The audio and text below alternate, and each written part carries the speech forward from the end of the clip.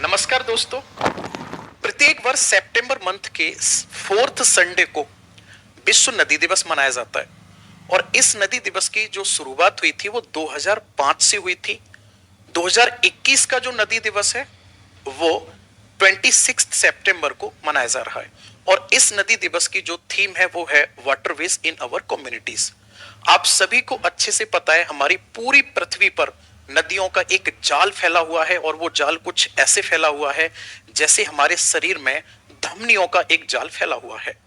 Same वैसे ही अगर मैं बात करूंगा, पूरे भारतवर्ष में नदियों का एक जाल बिछा हुआ है और इन्हीं नदियों के दम पर भारत की सभ्यताओं का विकास हुआ है। यानी विभिन्न स्थानों पर विभिन्न प्रकार की सभ्यताओं का विकास नदियों के आधार पर ही हुआ है। इस बात के साक्ष्य मिलते हैं। नदियों के किनारे जितने भी मेले लगाए जाते हैं वो कहीं ना कहीं हमें इस बात का संकेत देते हैं, इस बात को दर्शाते हैं कि एक समय मानव और प्रकृति के बीच कितना अच्छा संबंध था, जो कि नदियों की पूजा के बारे में, नदियों के पर लगने वाले मेले के बारे में, वहां पर त्योहार के आयोजन के बारे में हमें बताता है। अगर हम नदियों की बात करेंगे तो अथर्ववेद में नदियों की संपूर्ण व्याख्या दी गई है और वहां कहा गया है कि एक नदी को 4 भागों में बांटा जा सकता है। नदी का सबसे गहरा भाग जहां पानी भरा हुआ होता है उसे नदी का गर्भ कहा जाता है। गर्भ के थोड़ा सा ऊपर की तरफ जब हम चलेंगे स्थल की ओर तो उस वाले भाग को घाट कहा जाता है। घाट से और ऊपर जाएंगे तो तट वाला भाग होता है, उससे और ऊपर जाएंगे तो बाट वाला भाग होता है। अगर हम प्राचीन समय की बात करेंगे तो उस समय क्या होता था, नदियों का जो तट वाला क्षेत्र होता था उससे 1 मील तक के दायरे में किसी को भी बसने की आजादी नहीं थी, क्योंकि उस समय के मानव का यह मानना था कि नदी हमें हमारे जीवन को सफल बनाने में, हमारे जीवन यापन में इतने बड़े स्तर पर हमारी सहायक है कि नदी हमें खेती करने के लिए जल उपलब्ध करा रही है, पीने के लिए पानी उपलब्ध करा रही है, भवन निर्माण के लिए पत्थर उपलब्ध करा रही है, खाना खाने के लिए हमें मछलियां उपलब्ध करा रही है। तो हमारे जीवन में नदी का एक महत्वपूर्ण योगदान है और इस नदी को हमें बिल्कुल भी हमें क्या नहीं करना, दुष्प्रभावित नहीं करना है। यानी कि हमें नदी को के ऊपर कोई भी प्रदूषण वाला प्रभाव नहीं डालना है। तो अगर हम नदी के आसपास रहेंगे तो हम पक्का नदी को कहीं ना कहीं गंदा करेंगे। तो 1 मील तक के दायरे में किसी को बसने की आजादी नहीं थी। इसी आधार पर नदियों के प्रति धीरे धीरे आस्था बढ़ने लगी, क्योंकि नदियों के लिए एक हृदय में सम्मान वाली बात थी मानव के लिए। पुराण काल में क्या हुआ, नदियों के किनारे धीरे धीरे मंदिरों का निर्माण कर दिया गया और मंदिरों का निर्माण करने के बाद नदियों को आस्था से जोड़ा गया और आस्था से जोड़ने के बाद नदियों की पूजा शुरू कर दी गई और धीरे धीरे वो स्थान जहां पर मानव को रहने की आजादी नहीं थी वहां पर अब मानव धीरे धीरे रहना शुरू करने लगा। इसी क्रम में धीरे धीरे राजाओं ने अपने महल बनाना शुरू कर दिया नदियों के किनारे। अब पूरी तरह से मानव का प्रभाव जो था वो नदी के किनारों पर होने लगा और देखते ही देखते एक नगरीय सभ्यता का विकास होने लगा और नदियों के किनारे जैसे आज बसे हुए बड़े बड़े शहरों को बसा दिया गया, बड़े बड़े गांव बसते चले गए। हमारे भारत में जब अंग्रेज आए तो अंग्रेजों ने कहा कि ये जो नदी है इसमें कोई आस्था वाली बड़ी बात नहीं है। नदी एक जल का स्रोत है और जल एक संसाधन है, यानी कि वाटर जो है वो एक रिसोर्स है। अगर हम इसको यूटिलाइज करते हैं तो हम अपने डेवलपमेंट को और तेज कर सकते हैं, हम अपने विकास की दर को तेज कर सकते हैं। अंग्रेजों ने आस्था की बात को बिल्कुल पूरी तरह से नकार दिया। दूसरी तरफ अमेरिका ने अपने यहां पे विभिन्न प्रकार की नदी घाटी परियोजनाओं की शुरुआत की और नदियों पर बांध बनाना शुरू कर दिया। अमेरिका ने कहा कि नदी के पानी का प्रयोग करके हम हाइड्रो इलेक्ट्रिसिटी भी प्रोड्यूस कर सकते हैं, जल विद्युत का उत्पादन कर सकते हैं, हम विभिन्न प्रकार की नदियों से हम लाभ प्राप्त कर सकते हैं। इसी क्रम में क्या हुआ, नदियों पर बांध बनाने की शुरुआत हुई और देखते ही देखते नदियों पर विभिन्न प्रकार के बांध बनते चले गए। नदियों से नहरों का निर्माण किया जाने लगा और फैक्ट्रियों का निर्माण किया जाने लगा नदियों के आसपास वाले क्षेत्र में। इससे क्या हुआ, नदियों में प्रदूषण बढ़ने लगा। अगर हम अकेले गंगा नदी की बात करेंगे तो लगभग छोटे बड़े बांध मिलाकर कुल 943 बांध गंगा नदी पर बना दिए गए हैं। जब बड़े बांधों का निर्माण नदी पर किया जाता है तो इससे कहीं ना कहीं नदी के पानी में एक ठहराव आता है और ठहरा हुआ पानी बहुत जल्दी खराब हो जाता है।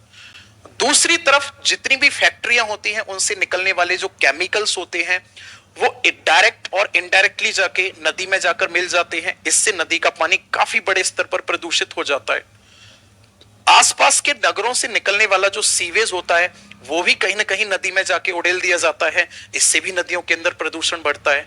यानी कि जो एक आस्था का प्रतीक होती थी नदियां, उन नदियों को संसाधन के रूप में देखा गया, और संसाधन के रूप में देखने के बाद भी नदियों की इतनी बुरी दशा कर दी गई कि नदियों में प्रदूषण बड़े स्तर पर बढ़ने लगा। अब जब नदियों में प्रदूषण बड़े स्तर पर बढ़ेगा तो कहीं ना कहीं इसका प्रभाव मानव जीवन पर भी पड़ेगा। मानव जीवन पर क्यों प्रभाव पड़ेगा? क्योंकि जितना भी हमारी पृथ्वी पर पानी है, उस पानी का 97.5% वाटर ऐसा है जो कि सलाइन वाटर है, 2.5% वाटर ऐसा है जो कि फ्रेश वाटर है। लेकिन इस फ्रेश वाटर का 2.4% वाटर ऐसा है जो कि आइस कैप्स के रूप में है, यानी बर्फ के रूप में जमा हुआ है। 0.6% वाटर ही ऐसा है जो कि सरफेस वाटर पर है या ओपन वाटर है, जिसको हम यूटिलाइज कर सकते हैं।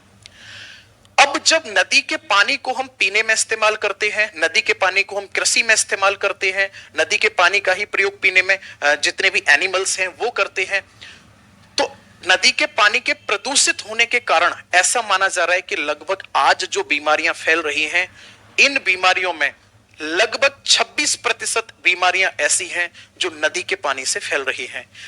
और अगर नदी के पानी को हम ज्यादा से ज्यादा यूटिलाइज करने की दौड़ में ही लगे रहेंगे तो एक दिन ऐसी स्थिति आ जाएगी कि नदियों का अस्तित्व लगातार खत्म होता चला जाएगा धीरे धीरे। आज जलवायु परिवर्तन के दौर में जहां कुछ नदियों का जलस्तर बढ़ा है, तो वहीं कुछ नदियों का जलस्तर पूरी तरह से समाप्त भी हो रहा है, जो एक भविष्य में आने वाले संकट की ओर संकेत कर रहा है। आपको अच्छे से पता है पूरे विश्व में आगे आने वाले समय में जल संकट एक भयंकर समस्या होगी। तो ऐसी स्थिति में पूरे विश्व के सामने चुनौती है कि नदियों के अस्तित्व को लगातार बचाए रखना होगा। हमें हर हाल में नदियों के स्तर को बचाए रखना होगा, क्योंकि अगर नदियों का अस्तित्व खत्म होता है तो जो ओपन वाटर है वो भी खत्म होगा, और ओपन वाटर खत्म होगा तो ग्राउंड वाटर को ज्यादा से ज्यादा यूटिलाइज किया जाएगा। धीरे धीरे करके लगभग ग्राउंड वाटर जो है वो भी वाटर लेवल डाउन होने लगेगा। अपने इंडिया में लगभग ऐसा माना जाता है 20 सेंटीमीटर, अगर पूरे औसत निकाला जाए पूरे भारत का, 20 सेंटीमीटर जलस्तर नीचे चला जाता है। चेन्नई में क्या हालत है आपको अच्छे से पता है, वहां पे वाटर लेवल काफी डाउन जा रहा है। ओके, तो अगर हम बात करेंगे जल स्तर की, तो जल का स्रोत नदियां हैं। नदियों के अस्तित्व को हमें हर हाल में बचाना ही होगा। मैंने आपको बताया कि सबसे पहले बांध बनाने का बड़े स्तर पर शुरुआत किसने की? अमेरिका ने की। अमेरिका ने इस बात को समझा है कि अगर नदियों के जल स्तर को बचाना है तो हमें कहीं ना कहीं नदियों का संरक्षण करना होगा, नदियों में होने वाले प्रदूषण को हमें रोकना होगा। और अमेरिका ने धीरे धीरे करके अपनी नदियों से बांध हटाना शुरू कर दिया है। नदियों के सामने जो दो समस्या सबसे बड़े स्तर पर आ रही हैं, वो ये है कि रिवर वाटर को जरूरत से ज्यादा यूटिलाइज करना, और दूसरी समस्या है नदियों के अंदर प्रदूषण। अब प्रदूषण कहां से आता है नदियों के अंदर? प्रदूषण जो है नदियों के अंदर, मैंने बताया आपको, एक तो यही प्लास्टिक पॉल्यूशन सबसे बड़ी बात है, दूसरा केमिकल पॉल्यूशन है, तीसरा क्या है वहां पे हाउस होल्ड का है, ठीक है ना, सीवेज वगैरह है, ये पॉल्यूशन है। हमारा सबसे बड़ा उत्तरदायित्व तो ये बनता है, हम अपने आसपास अगर कोई भी नदी मौजूद है तो उसमें कोई भी कूड़ा करकट न डालें, नदियों को प्रदूषित होने से बचाएं। या हम कभी भी किसी भी टूरिस्ट प्लेस पर जाते हैं, वहां कोई भी नदी है तो कोई भी प्लास्टिक प्रोडक्ट हम नदी में न फेंकें, क्योंकि पूरे विश्व स्तर पर इस बात को चिंता का विषय माना जा रहा है कि नदियों की अगर यही स्थिति रही तो मानव जीवन पर संकट आ जाएगा।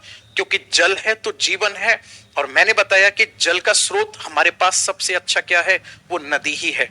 तो हमें कहीं ना कहीं एक फिर से उसी क्रम में वापस लौटना होगा जो प्राचीन काल का मानव ये मानता था कि भाई ठीक है, आस्था वगैरह है, कोई बात नहीं, लेकिन नदी का हमारे ऊपर बहुत बड़ा एहसान है। हमें नदी को कहीं ना कहीं, नदियों के ऊपर जो संकट है, हमें उसे नदियों से उभारना होगा, और हमें नदी को एक संरक्षण देना होगा, यानी कि नदियों के अस्तित्व को बचाना होगा। यही सारे उद्देश्य हैं विश्व स्तर पर नदी दिवस को मनाने के लिए। यानी कि अगर नदियां हैं तो सभ्यताएं हैं, सभ्यता है तो मानव है, और मानव है तो हम सब आप हैं। ओके, तो थैंक यू सो मच। आप